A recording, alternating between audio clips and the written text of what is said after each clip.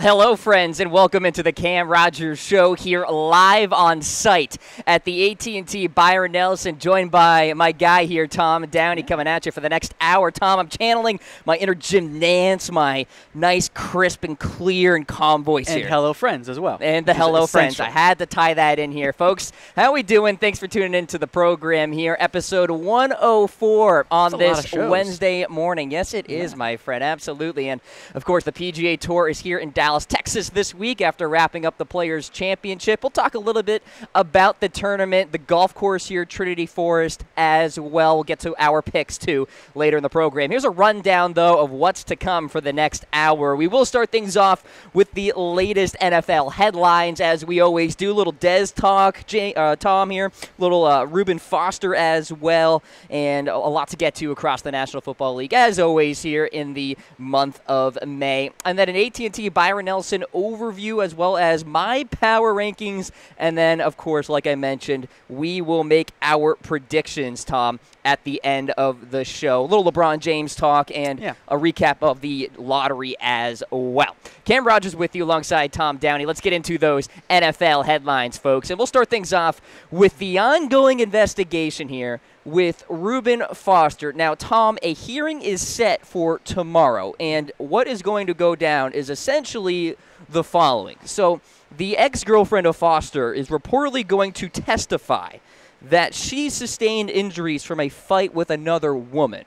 All right, so this is pretty significant here because now the district attorney may not even press charges in this instance because, you know, there's somebody who's testifying that he didn't hurt me. Yeah, so when the victim says nothing happened, you're not going to get a conviction. You're hard-pressed to actually go to trial. You're going to have to find a lot of evidence that's saying that somewhere along the line that she's lying. And I am kind of surprised that they didn't already drop at least the assault charges. Now, the gun charges, I don't think they're going to drop. But I think for the NFL perspective, they've shown they like to play judge, jury, and executioner. And that's the big-time point and the big-time takeaway here, Tom, because there may be all the charges dropped in the world here for Reuben Foster. It's not going to matter because the iron fist of Roger Goodell is coming. So 6 games here, Tom, is very possible. And what's also possible is Ezekiel Elliott 2.0 here in 2018, but it's Reuben Foster edition. And that was kind of the dangerous thing, at least in my eyes, with the whole Zeke incident. That sent a very bad precedent. Correct. What's the difference between this and Zeke and the Foster case?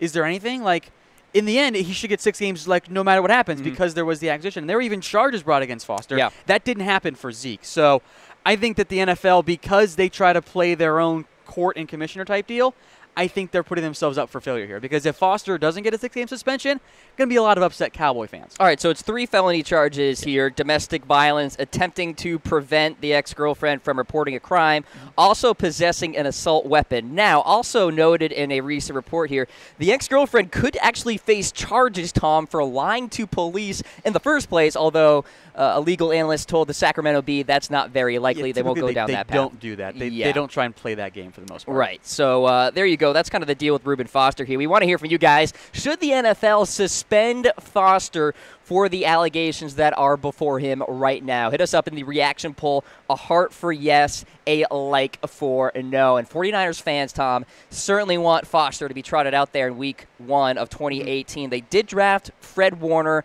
People are saying maybe he could be the insurance guy behind Foster.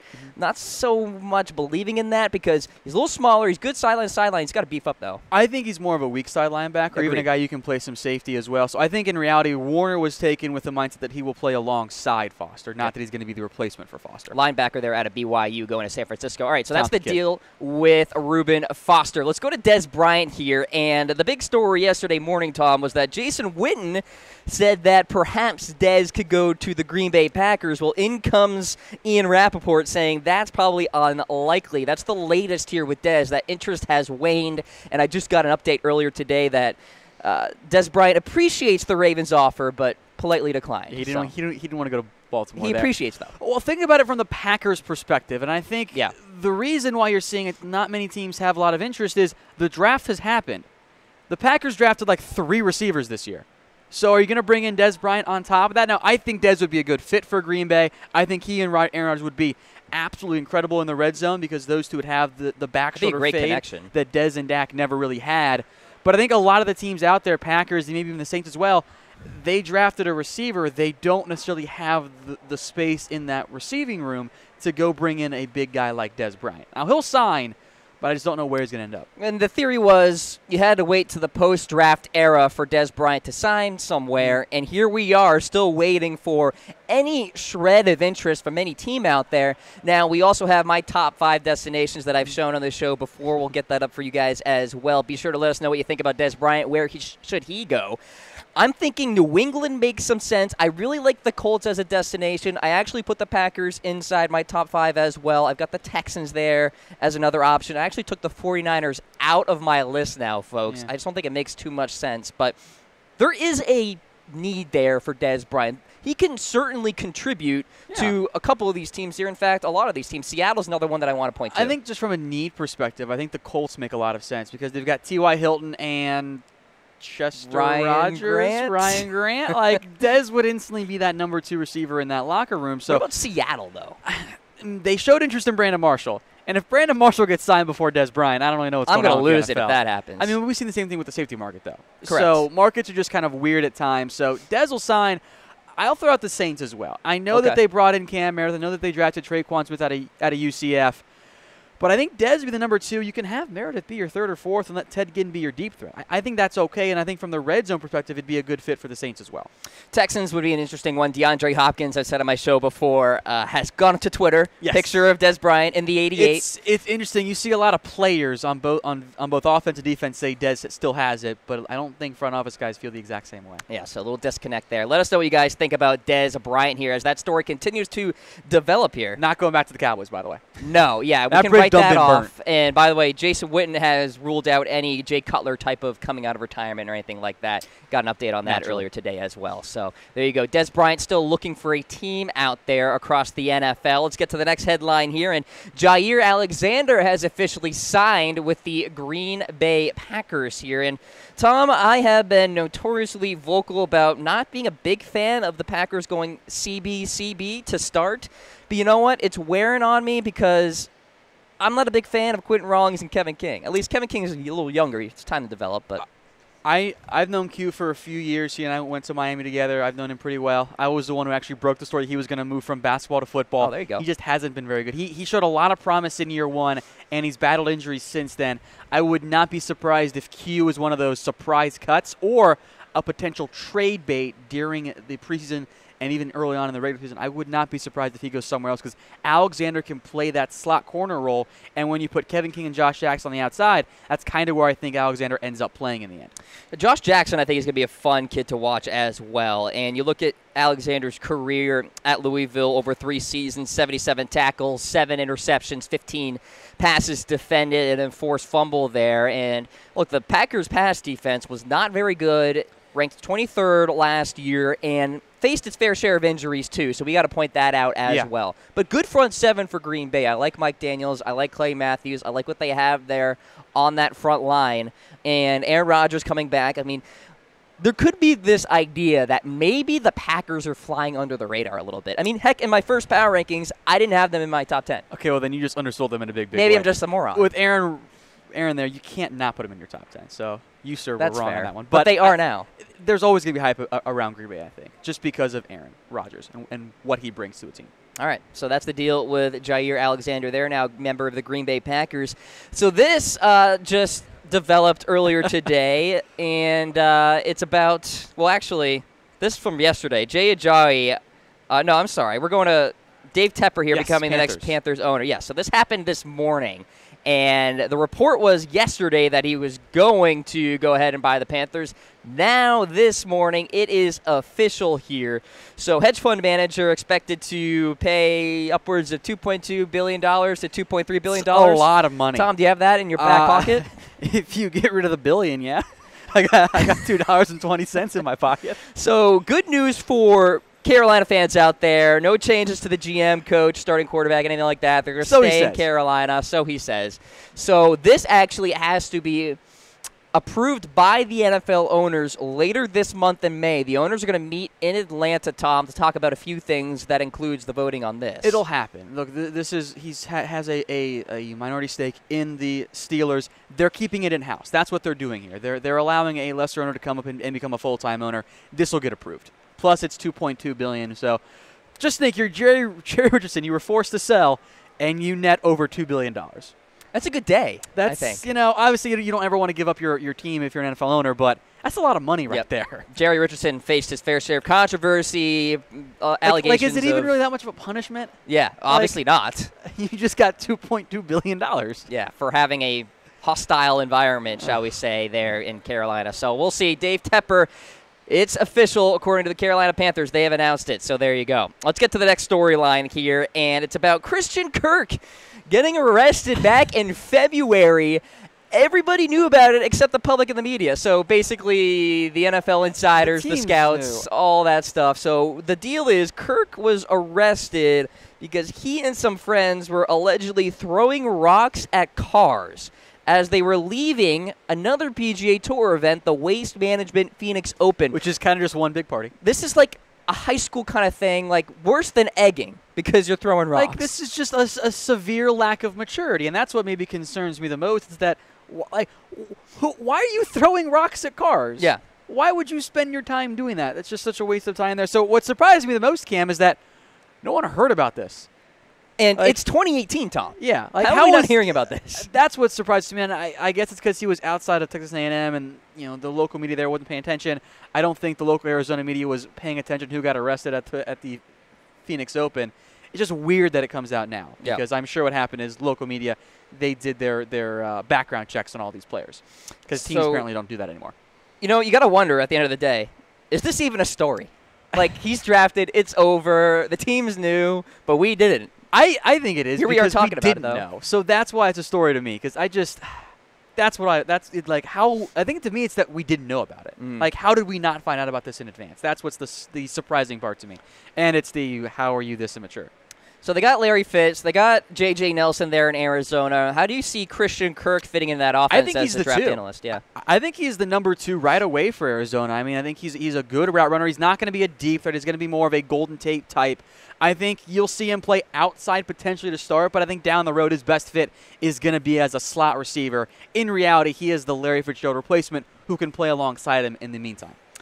There you go. Christian Kirk arrested in February, and it didn't matter to the teams. But the story just came out a couple days ago for media members out there. Cam Rogers with you alongside Tom Downey. We are live here at the AT&T Byron Nelson, which will kickstart tomorrow, Tom. Jordan Spieth is in the field. Adam Scott is here as well. Sergio, the Masters champion from 2017. They'll get going at Trinity Forest Golf Club tomorrow and will end on Sunday. First time this event is playing on this course. We'll talk about the course later in the show, Tom. We'll go through our power rankings as well as our predictions at the end of the program. If you are here on site and you're watching on your phone or whatever and you see us walking around, be sure to say hi. And if you want an autograph, hey, we got you covered too. All right, let's go to the next. Ego. Let's go to the next story here. Randy Gregory. All right, so Tom, Dallas Cowboys expert here. So he's looking for a comeback. Reportedly had planned to file for reinstatement yesterday. No follow-up on that. It's been a year-long ban here for several violations of substance abuse issues here, and hasn't played a game since the 2016 finale. Technically under contract with the Dallas Cowboys. All the Cowboys faithful want to know what the deal is. What's the deal? I know a lot of people that talk to Gregory's camp have said it's going to happen soon. I kind of feel like soon is trademarked right now for the Randy Gregory because, he's going to apply in early May. When we got to May 7th, it's going to come the next week. When we got to May 10th, it'll come on Tuesday. Look, we're here on Wednesday, and he still hasn't applied, so I know that there is a mountain of paperwork. I mean, we're talking 2,000 pages worth of information there. Guys like Chris Carter have come out and supported Randy Gregory and have written letters to the NFL. I'm told there are celebrities involved in this backing of Randy Gregory. It's almost like a campaign. It is a campaign in reality. It's to get him back to the NFL. But at a certain point, like, you have that 60-day window when the commissioner is supposed to rule. We're getting closer and closer to being where it can be 60 days and we're already in training camp. We got like another 2 weeks before he really has to get that paperwork in. I think the Cowboys are getting a little bit antsy, like, okay, Randy, you've said soon for 2 weeks now. Right. When is this going to be filed? Now, I'm sure it's going to be filed, but at a certain point, it's like, do it or don't. Like, get it in, man. Now, will he be a key cog to that Dallas Cowboys team if he does come back? The Cowboys taking the approach that if Gregory comes back, it is a luxury. They're not banking on him. That's why they signed Coney Ely. That's why they drafted Dorrance Armstrong. But if he's back, I mean, they're going to give him a chance. And I know that they love DeMarcus Lawrence, obviously. But outside of David Irving, they could really use another true pass rusher, especially off the edge. That's not Tyrone Crawford's best fit. If Gregory can come back, maybe it's just on third downs and bring an extra pass rush, that's going to be intriguing to the Cowboys. All right, that's one of the headlines here in today's NFL Headlines segment. Let's continue along here. All right, so Jay Ajayi is being sued for trashing a mansion. And this, Tom, brought us flashbacks to the situation with Johnny Manziel back in 2016, because he did the same thing. He trashed an L.A. mansion. So Ajayi is being sued for $25,000.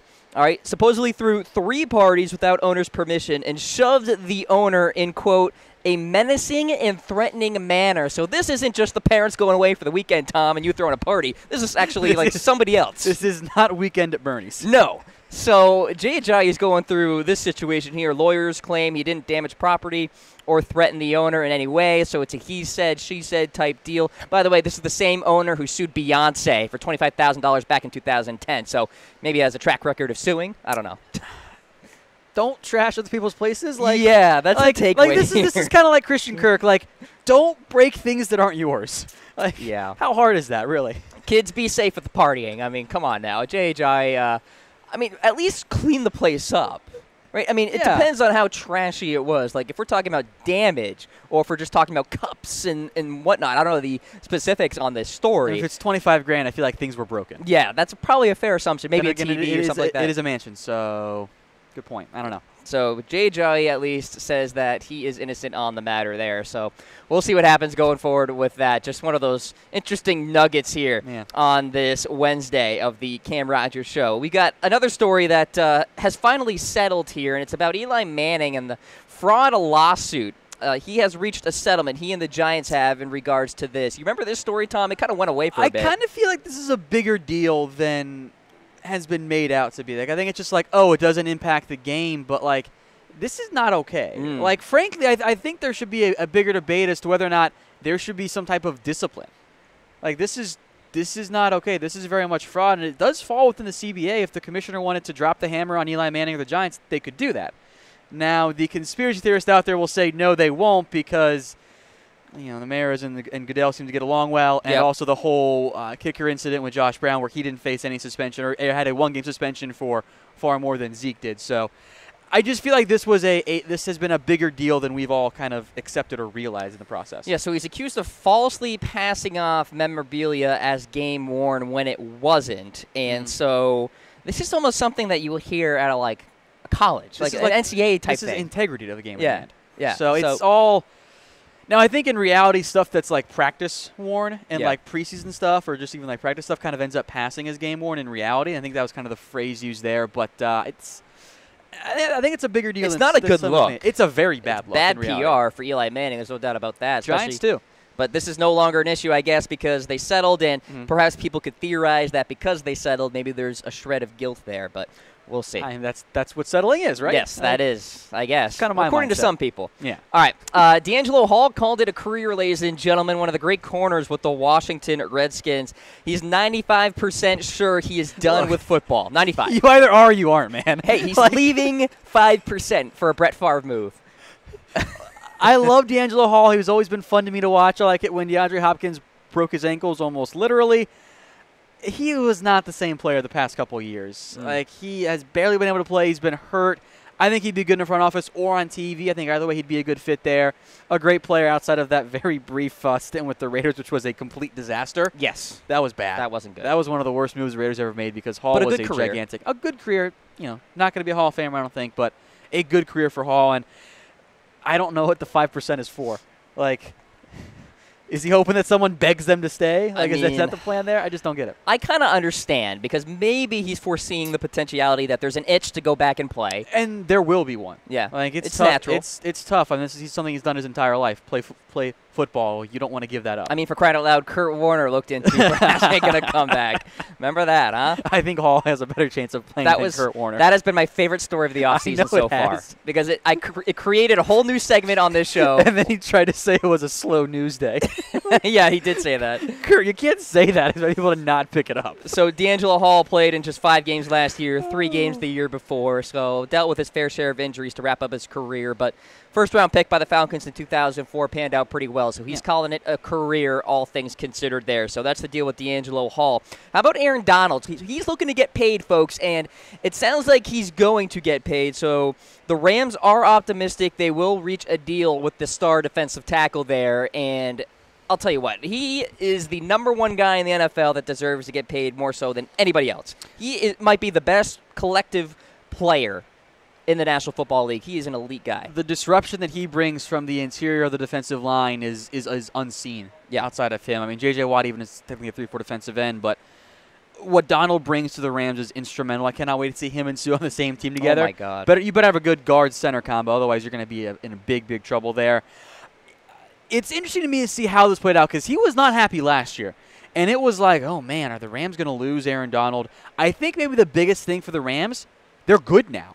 Right. And Donald now, that kind of winning cures a lot of ills. So for Donald and the Rams having success last year, and you would assume having success this year, you can get paid a lot of money, play for a good team, checks off both big boxes there. And GM Les Snead has been very confident in, despite all of the acquisitions and the transactions that have gone on with the Rams, he still knows that he can be able to pay Aaron Donald. I think the reality is you're going to see Aaron Donald be the highest paid player in the NFL, or among defensive players. Yes. He's not going to get quarterback money. Yes, of course. He's top-end quarterback money, but I think he'll pass the Von Miller contract. So you mentioned Ndamukong Suh and Aaron Donald and the front line that can create, but also Marcus Peters in that secondary, Aqib Talib, LaMarcus Joyner.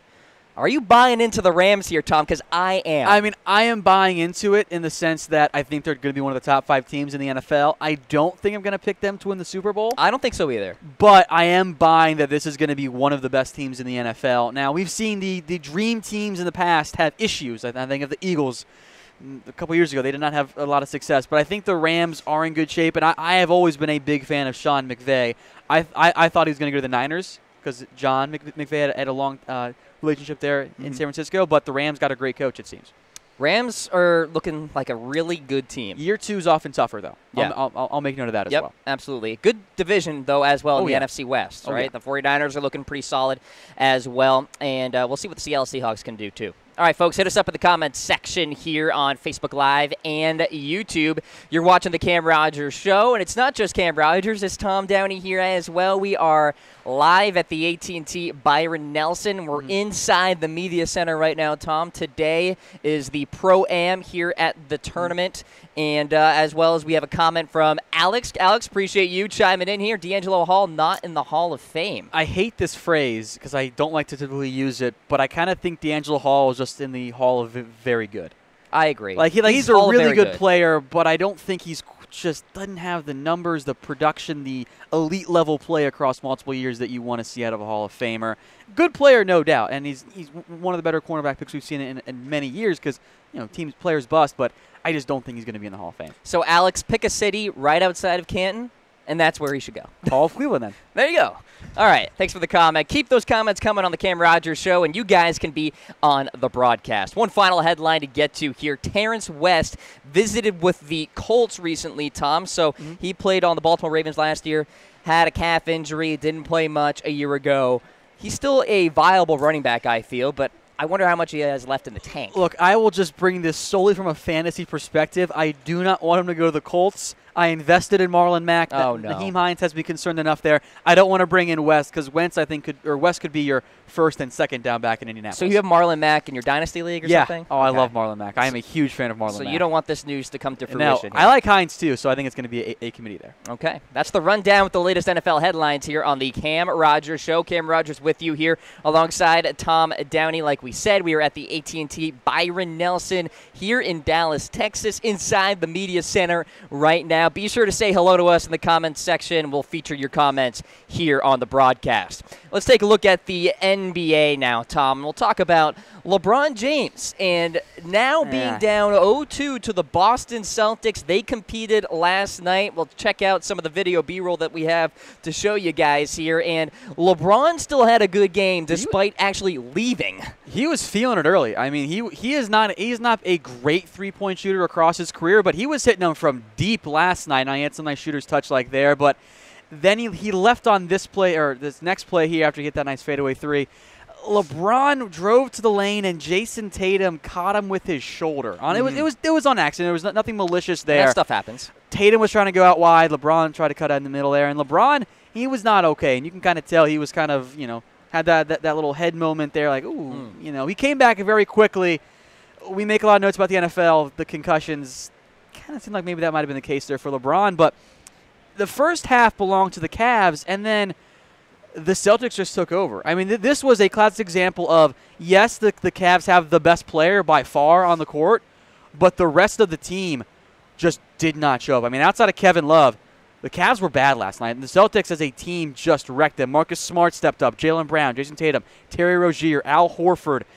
The Celtics were a better basketball team last night, and it showed. And the Cavs now down 2-0. The Celtics, by the way, I'll make note of this right now. Yeah. 37-0 in a 7-game series when they have had a 2-0 series lead. So historically, it's over. So they're going to win, essentially. They're going to win. And then, we've seen it in the past with LeBron when before he leaves, he just kind of goes out in a dud. In a dud series against the Celtics in the past and with the Heat as well. You know what I saw on the interwebs this morning? The phrase organizational fatigue. Is he growing tired of the Cavaliers organization?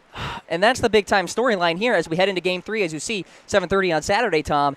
I mean, this could be the end of LeBron in Cleveland. Yes and no. There were definitely times when LeBron just kind of like threw up his hands and were like, what on earth are you guys doing out there? Play basketball. But I also saw something I didn't see when LeBron had previously, more or less quit on his team. There was a point where the Cavs were down about 10 points late in the fourth quarter. There was a turnover. LeBron kind of was like, had this half second of like, gosh darn it, you turn the ball over again. And then he sprinted down the court and made a great block. He actually did that twice where he had key defensive stops. So LeBron did not stop playing last night. Now, we'll see if that's the case if they fall behind 3-0 or if they fall behind 3-1. But LeBron didn't bail on the Cavs the way we've seen him in the past. And the man had a triple-double. Like, it's insane to me that the Cavs were not that far removed from winning an NBA title. And outside of Kevin Love, they're just not showing up. George Hill's been a non-factor. Jordan Clarkson has been a non-factor. Kyle Korver hits some shots every game. Tristan Thompson is a shell of what we've seen in the past. Sure. It's just so strange for me to see this go down. And isn't it kind of sad? I mean, it's hard to be all in on LeBron when you're not a Cavs fan because he's been so successful before, but I want to see LeBron do well. And it's better for the sport. It is better for the sport, and you look at the team around him, it's almost like not fair because it's too much pressure on him. And I'll make note of this as well, and this is something friend of the show, James Yoder, has mentioned to me multiple times. Yep. LeBron hasn't committed to the team beyond this year, and you do have to wonder, I think it's fair to say this, if LeBron would have committed 3 years ago and say, I'm staying in Cleveland forever, wouldn't that provide just some more organizational structure and clarity that would have allowed them to get maybe a better coach or get better players because teams are going to go, I'm not going to sign or I'm not going to go allow for a trade there because LeBron's going to leave. I do think the big thing for LeBron, David Griffin leaving, he is not a fan of. Mm-hmm. And we know he has some issues with Dan Gilbert as well. So that's kind of the concern to me with LeBron. With the way they've played through 2 games, I've always said he's going to stay in Cleveland. I feel less confident now. Now, Vegas has weighed in on this, and they've weighed in multiple times about where LeBron James could go in summer of 2018. And the odds right now as we stand, we have the Cavaliers as the favorite, but they are also tied with another team. So we'll go through the teams here for top destinations for LeBron James as we enter free agency. And we will start with the Cavs because I think it makes the most sense, and Vegas still thinks they are a favorite, of course, to keep him. Now, the deal with the Cavs is, let's say LeBron James and this team rattle off a string of wins. They beat the Celtics in the Eastern Conference Finals. They win the NBA Finals. He's staying. That is a lock-in, bet on it. Even if they make the playoffs, I think he's going to stay. Plain and simple. Make the finals, yeah. Finals, yes. Yeah. Maybe what we could see is, because we'll go through these teams, I don't think there's a great fit or a great ideal landing spot. Maybe you see a scenario where LeBron does a 1-year deal with an option again, and then we play this game again next offseason, and he tries to go somewhere else instead. Sure. Because I just don't know if there's an ideal fit for LeBron with the way the NBA is currently set up. All right, let's take a look at the Houston Rockets here, and what a story this would be if that were to go down. Plus 250 odds to land LeBron James. So here is one theory that I have. He opts in with the Cavs, but then requests a trade to the Houston Rockets. That would actually be the most That's the way it makes the most sense money-wise. To make it happen, yes, in terms of financials here. Otherwise, Houston's going to have to play around with their salary cap to land LeBron in free agency. Because CP3 and Harden are already there, it's really tough to make that work. That's why I have my doubts about the Houston Rockets. But it's interesting with the Vegas odds that they have at plus 250 to land James. All right, let's go to the L.A. Lakers here. So we're talking about Brandon Ingram and Lonzo as well. Then you throw in LeBron James, and the big-time question here is... I would assume Paul George. Paul George as well. Yep, absolutely. They got 2 max contracts that they can play with, the Lakers can. And you also point to, if LeBron James goes to the West, wouldn't you think it would be the Rockets over anybody else? If he's trying to win, yeah, you would think Houston just because of the way that roster is currently set up. And I don't know if LeBron really wants to deal with the Ball family. Now, I do think LeBron likes Lonzo, but that's just a whole other thing you have to factor in there. I'll make note of this with the Lakers. We play this game every single year. This is the year the L.A. makes a big move in free agency, that they get that superstar they've been coveting. And every year right around this time, we already had the one report. Oh, no, next year. Well, they better do it this year, Tom. Next year we're going to make it the year. 2 max contracts? Are you kidding me? Next year's the year we're going to go out and get Paul George, or next year we're going to get Kawhi Leonard. So every year we play that game with L.A. of, oh, this is the season that we make that big free agency move. I'm kind of at the point when I'll believe it when I see it. All right. We got the Lakers there, plus 400 odds to land LeBron. And finally, the 76ers, which I think would be a really fine destination. Everybody's like, well, Ben Simmons and LeBron aren't going to mesh together. Barkley has chimed in on this. A few other pundits out there that are saying that there is just no way it's going to go down. But I'll tell you this.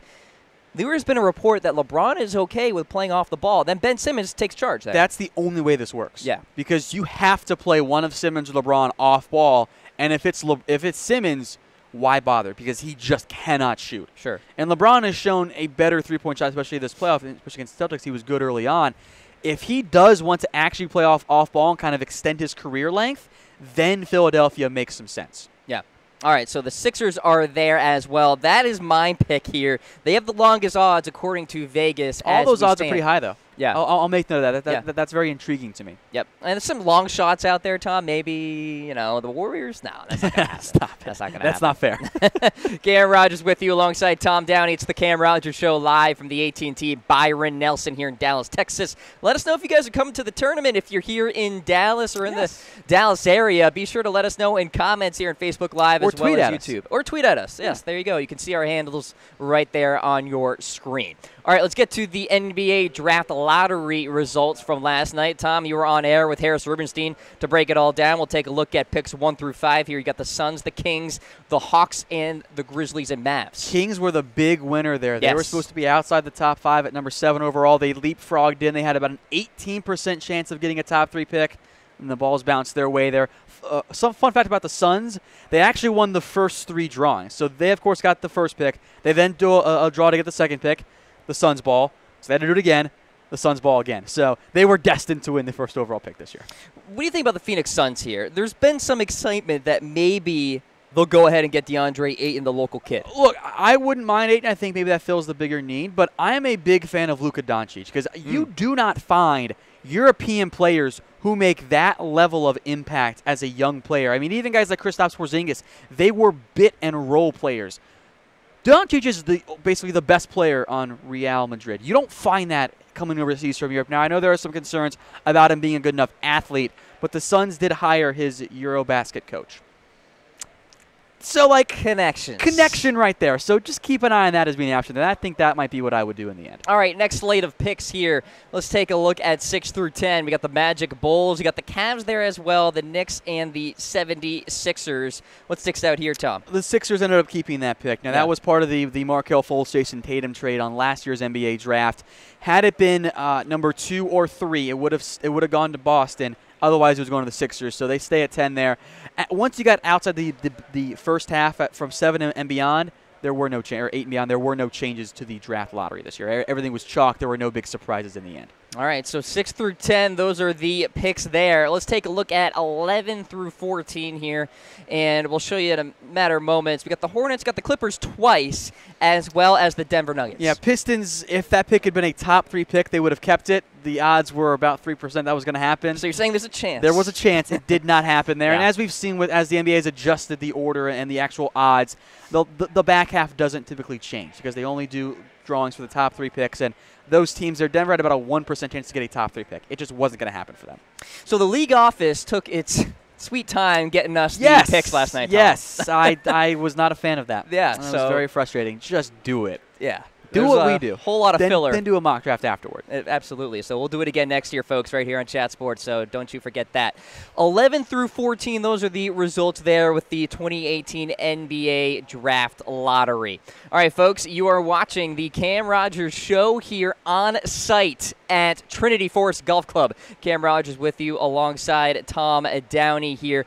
The course looks fantastic, Tom. It does. Very exciting week. Everybody around here in Dallas is pumped up for this event here. So let's take a look at the course itself. Yes. It's a very unique one at that. It's a par 71 here, just a shade over 7,300 yards.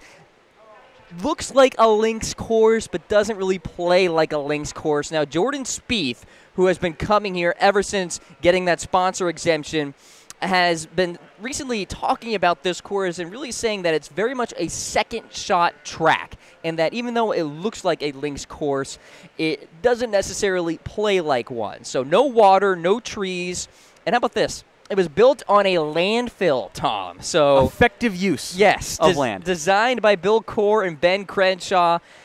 You know what's fun about this course is it'll make you think, because the tee shot isn't necessarily devastating because the fairways are wide. You don't have to be like those precise. Courses. Yes, absolutely. We all do as amateurs out there. So I'm thinking approach shots, second shots, and your short game will be really crucial as you go throughout tournament play this week. Tom, we took a look at the course a little bit here, and there are 88 total bunkers. All right, so your sand game has to be good. Yeah, all right. Tough. It reminds me of actually Chambers Bay, if you recall the U.S. Open back in 2015. Jordan Spieth won there. And that's kind of what sticks out to me. It looks like a links course, but it doesn't necessarily play like one. So I am utilizing kind of that corollary course as we go through the power rankings later in the show, where, you know, if you performed well at Chambers Bay, you very well might play well here at Trinity Forest Golf Club as well. So how about this? I don't think the length is even all that outlandish and demanding either, which I think is going to help a lot of players. So you don't need to be a bomb and gouge type guy this week. It's the course here that is one of few that utilize zoysia grass. That's not a real thing. That is a real thing. Zoysia grass. I don't believe I've ever played a zoysia grass course. I've played plenty of Bermuda. Yes. Zoysia, I don't ever recall playing.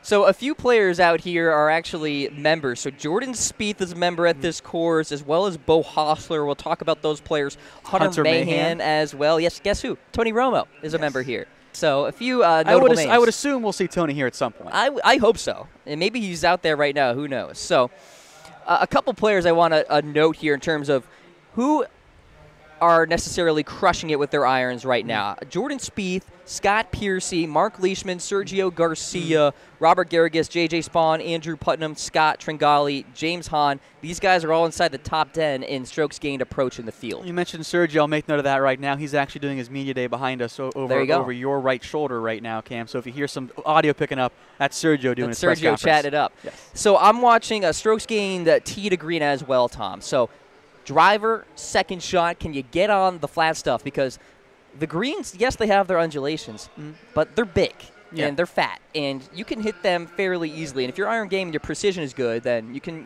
get tricky with some shots. Showing that, you better be a good lag putter. Yes, absolutely. So we also have some betting favorites here.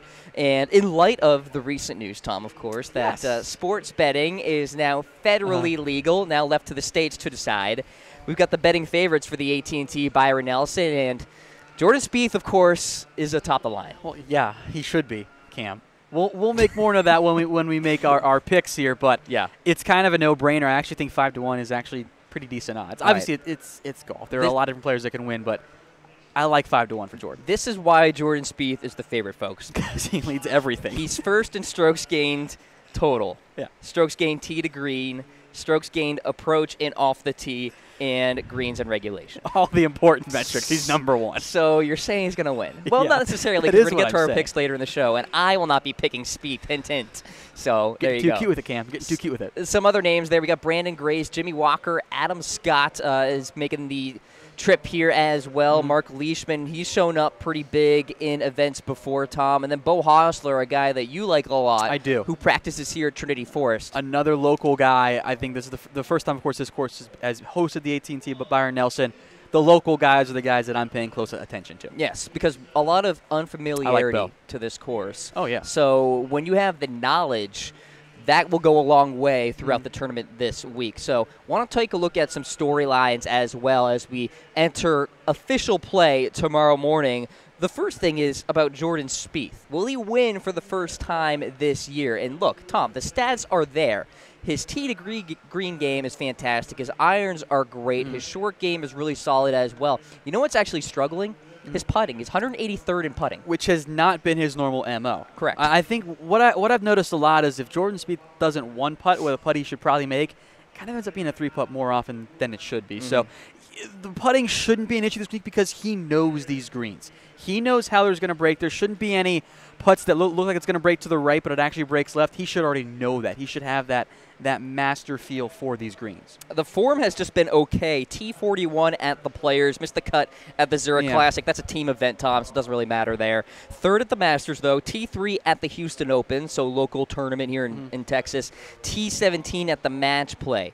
So his most recent victory, the 2017 Open Championship at Royal Birkdale. And Spieth has actually made comparisons of Birkdale to Trinity Forest, but he has also harped on it's a good thing for him. You can play the ball through the air as well. You're not going to see a lot of bouncing type shots or anything like that on this course. So that's a big-time storyline we're watching there with Jordan Spieth. Will Sergio Garcia regain form? It's funny, he's right behind us talking right now. And it's been rough. It's been a struggle. 70th at the Players, missed cut at the Zurich, missed cut at the Valero Texas Open, and actually missed the cut in his defending appearance at the Masters as well. So recently had a baby. So maybe a little baby swag, focusing on the family right now. That's not a thing. That's not a thing. But for Sergio right now, it's interesting. His iron game is still really solid.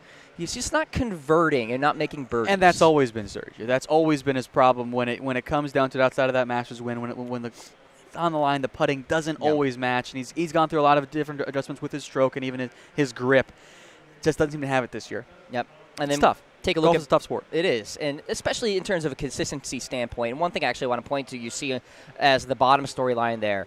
Could we see a lot of chaos on the leaderboard? I think so. We will. We've seen winners in the past, Brendan Todd, Stephen Bowditch, guys that really weren't all that good after they won. Coming off of the Players' Championship, the field isn't quite as stacked as some of the tournaments that we've seen in the past. Yep. Sang Moon Bae is another former champion here who really didn't emerge after that victory. But Adam Scott has won here. Sergio has won here. Billy Horschel will defend his title this year. So big-time names have won, but also guys out of nowhere have also competed. So I want Tom to harp on the audience that a lot of low-key, under-the-radar players may contend this week. If you don't see a guy like Jordan Spieth win, and if it's not one of those big names, this is the week where you're going to look at the leaderboard and go, wait, who is at the top? Exactly. That's, I think, what we're going to see this week, which is fun for me at least. Yes, sure thing. Cam Rogers coming at you guys.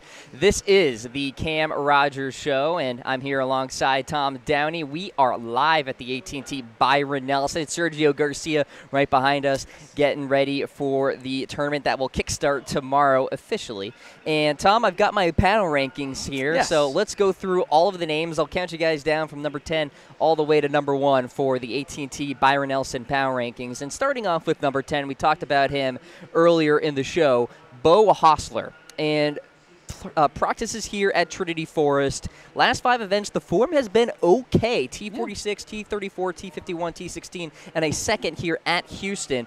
The only thing with Bo is his stats aren't great. Irons aren't great, but still converting and doing okay in terms of birdie or better percentage as well. So as long as he can do that and grind throughout the golf course here this week, with that course knowledge as well, Tom, that's going to bode well for Bo Hostler. So like I said, only a handful of players really know this course like the back of their hand. Spieth, Hostler, Tony Romo, who's not playing. Yeah, exactly. But Hunter Mahan as well. So I like the local kids, and I think maybe that's why I maybe convinced you over here to get Bo in the top 10, because he was going to be my dark horse pick, but I think he's too much of a favorite here based on the field. He's only 23 years old, so Bo Hostler is still a very young player. This has the potential, I think, to be maybe one of his breakout weeks where he finishes inside the top 5, inside the top 10, gets some more momentum going, some more confidence going at a course he knows very well.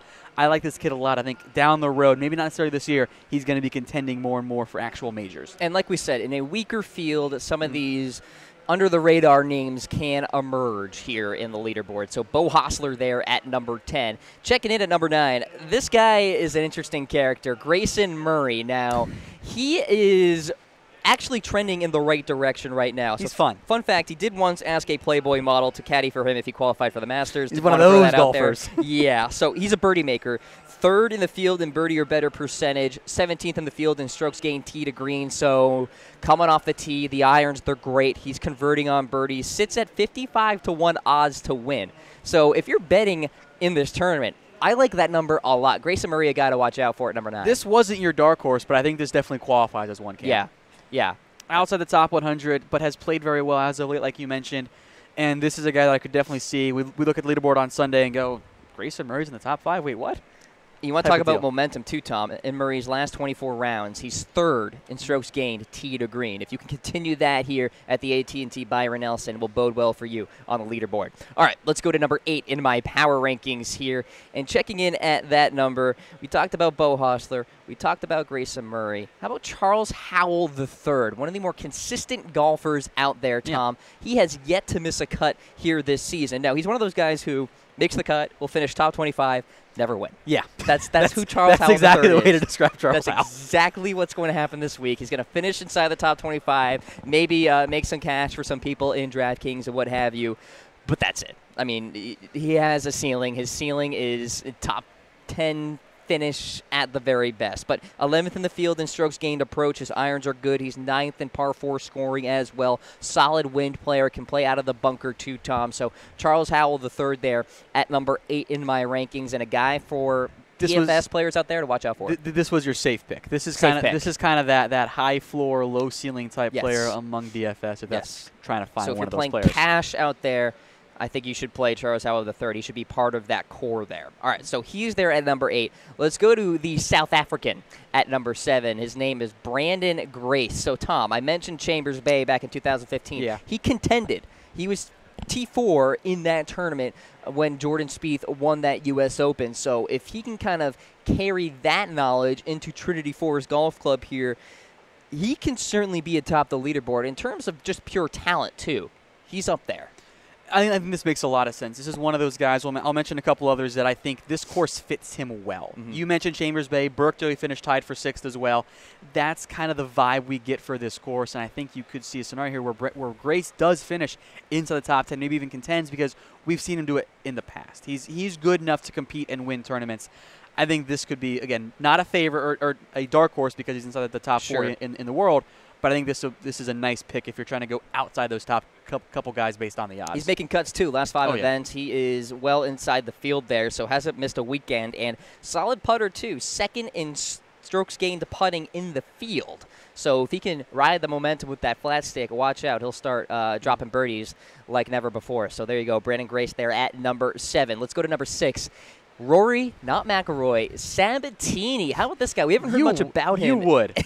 in quite some time. The last 5 events, T30, T27, a miscut, T23, and T70. And for Sabatini standards, he's actually playing pretty well. Short game has been trending in the right direction. Sand game has been great as well. So usually the deal with Rory Sabatini is he plays well at the Florida courses, so the Valspar Championships and the Honda Classics of the world. That's when he usually contends. But for Rory here, I think he continues that good play there at the Florida courses and will play well at Trinity Forest Golf Club and perhaps even win this tournament. Talked about how the field isn't all that stacked. I think Rory could certainly be a guy to watch out for this weekend. He's an interesting character, I'll say that, kind of like in the Grayson Murray category. I'll be honest, I'm a little bit surprised he's inside your top 7. I bet you are, but hey. I am surprised. This is You've what we're always working liked with. Roy Sabatini. Yeah. So I guess I get that one. All right, so he's there at number 6. Let's go to number 5. Watch out for this name, folks. Mark Leishman. Now we're back on track. Yeah, so he's a guy to watch out for because he's a good win player. His iron game is on point right now. You can look at the talent around him in this field. It's not the most daunting thing in the world, and he has competed at big-time tournaments too. Major championships, Tom. He's been in the hunt at British Opens before, at the Masters before. So Mark Leishman knows how to compete in the heat of competition, if you will. So number 16 in the world, I think he's a guy that will certainly make some noise here. I agree. I think that Mark Leishman is going to finish top 10 this week at the very least. Because the field is lesser, I think this course does set up very well for his style of play. If we sit here Sunday afternoon, we're sitting here at the tournament and we see Leishman is in the top 5 or he's in contention to win on 18, I'm not going to be at all surprised. Now the big concern is the putting. That's the big area of, okay, if he putts well, he's definitely going to be in there. And I don't know how much of a factor the wind is going to be this week. It's going to be more hot. It is Texas, but yes. I think it's going to be windy. But if the wind does pick up, that's going to be fine for Leishman. My key stats, strokes gained approach, par 4 scoring average, and birdie or better. He's top 10 in all those stats. Yes. So watch out for Mark Leishman there. Let's go to number 4, Adam Scott. You guys know him. He's a major championship winner. Number 65 in the world, though, Tom. It has not been the season that he wanted. The past couple of years have not been as good for Adam Scott. Now, he'll show the flashes, but the consistency, the week in, week out. Especially the putting. Being a guy that's always going to compete, being a guy that's competing in the majors, hasn't really been there. And it kind of shows, I think, with some of his more recent results. And he's missed a cut in the past 5 weeks. So he was much better at the Players, and I think that's a big reason why you have him at 4K. Yeah, he put a new driver in the bag, a new putter in the bag. You know how us amateurs can tinker with golf clubs here and there, Tom. Well, Adam Scott did it himself and finished T11 at the Players a week ago, so maybe he found something that week. And that's kind of one of the sneaky things with the game of golf is the finish may not indicate how well you're actually playing. We heard about it from Tiger Woods so many times. I could have fired a 64 out there if I really wanted to, and eventually he did fire a really good round at the Players last week. So sometimes that's all it takes to really bring it all together. So Adam Scott there at number 4 in our rankings. And then this guy, Mr. Consistent, I think he is Charles Howell III, but even better. Matt Kuchar here, one of the guys that will miss or make the cut continually on the PGA Tour this season, but may not win a lot. I hate that he doesn't win enough because Kuchar should win a lot more tournaments, and he's always a safe bet to make the cut, a good bet to make the top 10, especially at the Masters because he just loves that course as so many players do. But I don't know if he's going to actually end up winning. And I feel like Kuchar is good to be number 3. Like he might finish 3rd and just not quite find a way to win the event. So he went toe-to-toe with Jordan Spieth last year at Birkdale, ended up finishing again, 2nd. Just right there, right on the precipice. That's kind of been the MO with Matt Kuchar, has yet to capture a major championship victory, but maybe he can capture the AT&T Byron Nelson. He's at number 3 in our power rankings. Let's go to number 2 on the list. He's a Texan, and his name is Jimmy Walker. So how about this story here, Tom? Jimmy Walker was recently diagnosed with Lyme disease, has been battling with that throughout the PGA Tour season, and had his best finish since being diagnosed last week at the Players' Championship, finishing inside the top 5. Past month or so in terms of tournaments, have actually been pretty good. So I like seeing Walker this high on your list here, Cam, and I don't know if he's going to end up winning, but I think he's the guy that you'll see on the top half of the leaderboard Thursday, Friday, Saturday, and Sunday. He's going to have very consistent rounds because, again, I think this course sets up very well for him. He's going to be one of the more chalkier plays out there in fantasy golf circles. You look at the last 5 events, and outside of that T73 there, the momentum is really picking up for Jimmy Walker. Good putter, very solid wind player. Of course, being a Texan, you have to be. And the driver is coming into form as well. So Jimmy Walker there at number 2. And with that, checking in at number 1, obviously, Jordan Spieth here has yet to win on the tour this year, but Tom, I went through a list of where he's first in the field in and the stats, and there's actually more that didn't even talk about. So strokes gained tee to green, strokes gained approach and off the tee, greens to regulation, par 4 scoring, par 5 scoring, bogey avoidance, birdie or better. Need I say more why he's here on the first? It's a no-brainer. Now, the reason he wouldn't end up winning is and I'll make note of this now because I'm gonna mention a lot of the local players here. When it's your home course, sometimes there's that added pressure of, I'm supposed to win. I'm supposed to blow everybody out of the water because I know this course so well, and it can mess with your head a little bit. I don't think that's going to be an issue for Jordan, but what I think could be an issue is The putting has been off, and he has when he first kind of was on his dominance run there, he was one of the best putters. Just straight up, he was an absolutely incredible putter.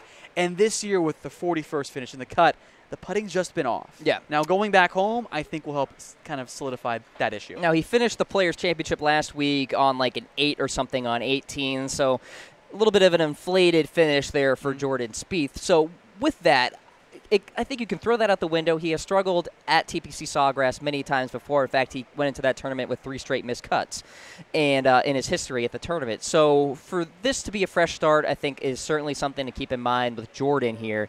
And easily the class of the field. There's no doubt about that. The stats all point to him.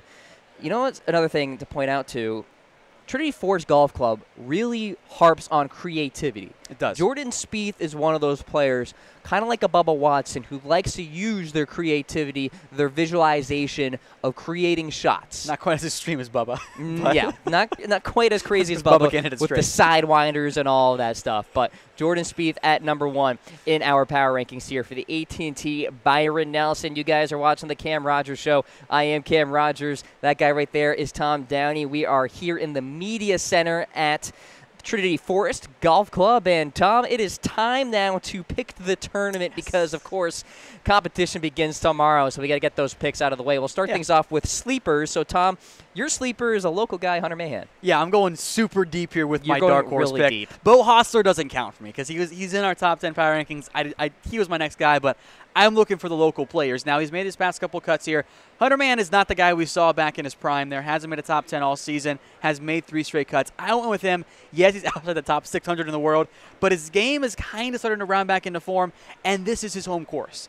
If there's a week for Hunter Mahan, as he is right now as a player, to emerge and have a top 15 finish, it's going to be here at his home course. So I think the local knowledge here is going to be a big deal for Mahan, for Beau Hossler, and a Jordan Spieth. I will say his swing is really beautiful to watch. Has that great one-plane swing, kind of like a Justin Rose. Works with Sean Foley. Good coach there. So Hunter Mahan at number 601 in the world, Tom. That's a sleeper. It is a true sleeper. True sleeper at that. None of that top 15 guy that I picked as a sleeper. Exactly. All right, let's get to my sleeper here. His name is Martin Laird, the Scot. So, Tom. I'm fine with this one. Great high ball flight. The stats surrounding into form for Martin Laird as well. Usually performs well in Florida where there's a lot of wind, and he has made the cut in 6 of the last 7 events, including 3 top 15 finishes. And how about this in his last 24 rounds, folks? Ranks 6th in par 4 scoring and birdies, and ranks 1st in strokes gained putting within that span as well. So the putter is good. Par 4 scoring is solid as well, and he's got a good ball flight that I think will work well in this Texas wind. So give me Martin Laird as a sleeper there. All right, Tom, are you ready to make the pick? Yeah, I am. And you're going chalk. I hate this. I'm not going chalk. I can't believe you're going Jordan Spieth. I'm going with the guy that's going to win this week. That's what I'm doing with here. It's Jordan Spieth. It is his home course. As you say, he is by far the best player in the entire field this week. The putting has been a little bit off, but he knows these greens. He doesn't have to fly down and stay at a hotel. He can just stay at his house. Like, this is his home course. Jordan Spieth will win this week. I will actually be very surprised if Spieth does not win. Everything is pointing to Jordan Spieth getting his first win this year. So you're guaranteeing at least a top 10 finish. Yeah, I will be absolutely stunned if that does not happen. Spieth actually, I would be more surprised if Spieth doesn't finish top 10 than if he doesn't win by 10. I think this is his tournament to win. Tom Downey going chalk, the betting favorite, Jordan Spieth to win the AT&T Byron Nelson. I am going to respectfully disagree with you, my friend. Here's my selection. Be wrong. Mark Leishman, all right, the Aussie. A few reasons. Iron game is on point. He's a great wind player. He has competed in big-time tournaments, talking about major championships before. Now he has a chance to really cement himself at this tournament here because the field is just watered down, Tom. That's just where we're at this juncture. Reality. You got Spieth, you got Scott, you got Sergio. But if Mark Leishman here can kind of take advantage of this weaker field, he could certainly perform well this tournament. Now, he's a bit volatile, but I actually like him coming off a couple of bad finishes. Why is that, Tom? Because that's how golf usually goes. If you miss a couple cuts, you bounce back and finish T4. You're falling for the gambler's fallacy. Oh, I didn't play well the past couple of weeks. Now I'm going to have my bounce back week. That's what you're doing here. He also does have a couple of top 10 finishes within the last 5 events as well. So, Mark Leishman, my selection for winning the AT&T, Byron Nelson. It's going to be Jordan Spieth. You're going to be wrong. All right, folks. Cam Rogers coming at you alongside Tom Downey. We thank you for tuning into this program. If you missed any of the show, don't you worry. Keep it right here. We're looping it for you. But for Tom Downey, I am Cam Rogers. We're saying goodbye here from the Trinity Forest Golf Club.